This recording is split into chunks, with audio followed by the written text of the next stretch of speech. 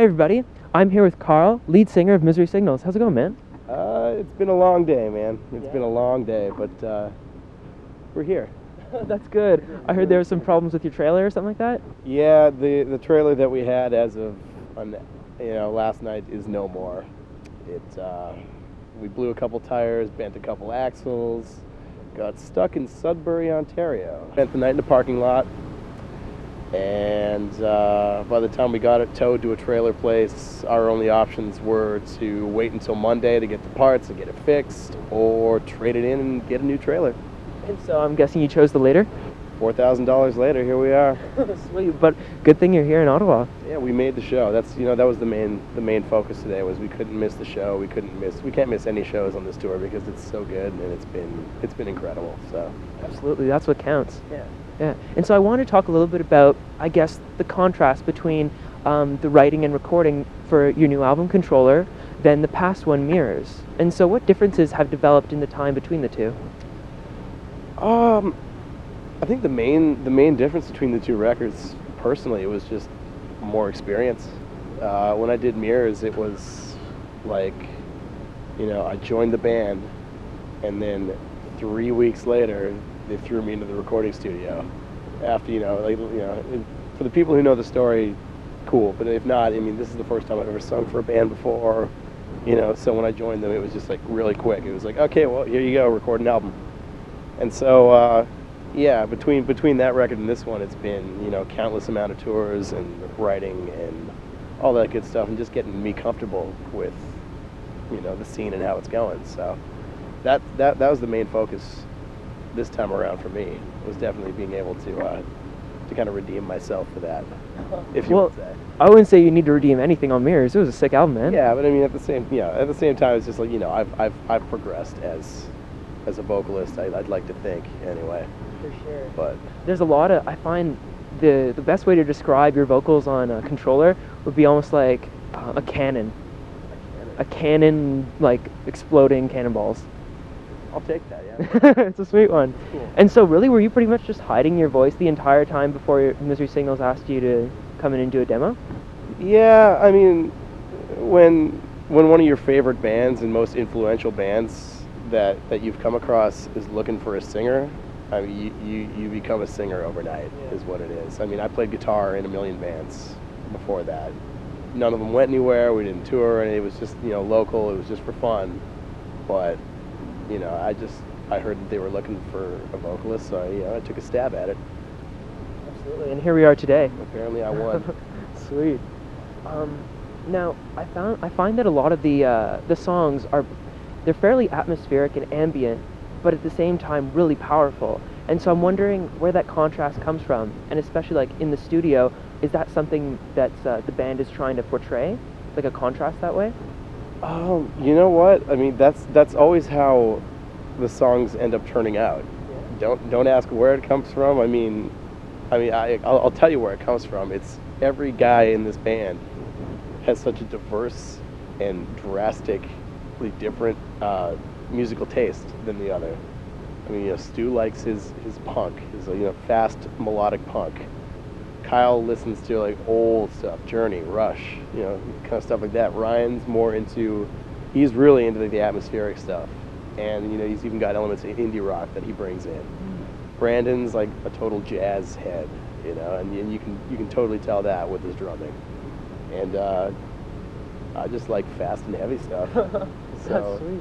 When you put all that together, you're going to come up with a Misery Signal song. That's rad. It's amazing that you can come up with all these dynamic influences and create something that all of you can agree on. Yeah, it's strange how it works, and to this day we're not quite sure how we're able to get along with all these decisions, but it's just like, if I say, okay, I need a fast and a heavy part in a song, write one. They'll come up with something, and Ryan will say, okay, well, I want kind of clean break with a bunch of delay and a bunch of weird stuff going on. So they'll write that, and we'll just bring all these parts together and smash them up, and there's the new record. And I've heard like tons of stories about Japan and how diverse and like it's obvious to say, but when you say it's on the other side of the world, it literally it is, but you can feel it when you go in. And so I was wondering, what is your experience like in Japan? The shows were incredible. We played in Osaka and we played in just outside of Tokyo, and both shows were sold out. It was nuts. It was insane. Kids knew the words. It's amazing. Yeah, it's totally it's mind blowing is what it is. And then they treat you so well over there. They make sure that you have everything you need, and they do absolutely anything they can. And I mean that's their culture, right? The Japanese are really outgoing and really trying. They try to make you feel at home and try to show you as good a time as they can. And I mean, we were only there literally for 4 days, I think it was, and one of those days was to fly in, one was to fly out. So it was a blur, is what it was, because it was just everything happened so fast. So this time when we go back, we're gonna have a couple extra days to just kind of hang out and go see and do stuff and really take it all in. Now I wanted to talk a little bit about your music video, Certain Death. And so with that music video is the one following the release of Controller. Where did, I guess, the idea for the music video come from, and how do you think, I guess, the video complements the song?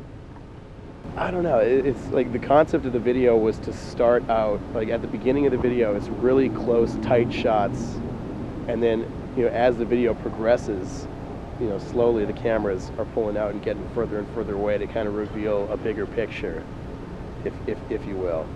And so, I mean, in a sense, it ties in with the song really well, because that's exactly what I'm talking about in there. It's closed minds, and by the end of the song, not that I'm trying to tell anybody what to do, but I'm trying to get people to kind of open their minds up to, a bigger picture than, what they potentially could be seeing right now.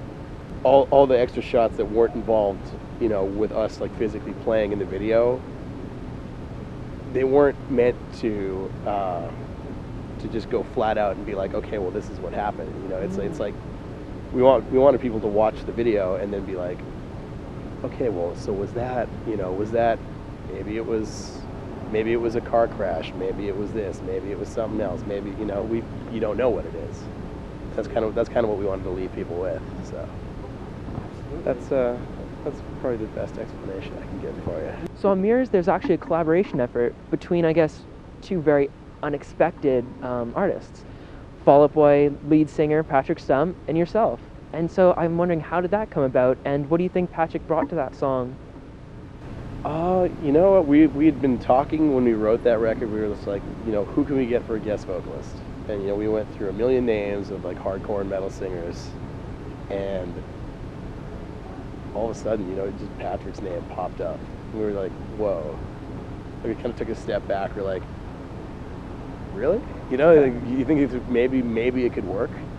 And I mean, the whole reason it came about in the first place is because we're at home in Milwaukee. We actually live with the drummer from Fall Out Boy. Oh, really? Yeah, Andy. We live at his place, and so I mean, Andy has been friends with Ryan and Kyle for like all their lives. They grew up playing in hardcore bands for years together. And so, Finally, Andy kind of went off to pursue the Fall Out Boy thing, and it turned out well for him. Good. It turned out all right, yeah. And so, from then on, it was just like we had this connection. Why not try to see if we can use it? And it wasn't to sell any more records. It wasn't to get more popular. It was just a song that had these gaps in it that just we felt that he could really do something with it. And so when we were in the studio, we got like my vocal tracks done. We left the two gaps that we wanted him to fill in, sent him the track, and like he was excited to do it. He said, he's like, no problem. I'll bring this into my studio, and I'll lay some stuff down, see what you guys think. And that was it. That was One Day I'll Come Home. That was the one song that we still have never played live. Really? Yeah. Are you waiting for Patrick to come on and do that duet? Well, yeah, if that ever happens, because those guys are busy as hell too. But that'd be fun to do though one day. Yeah, man. That's cool. All right. Well, thanks so much again. Yeah, no worries, dude. For sure. Take care. And, see you inside.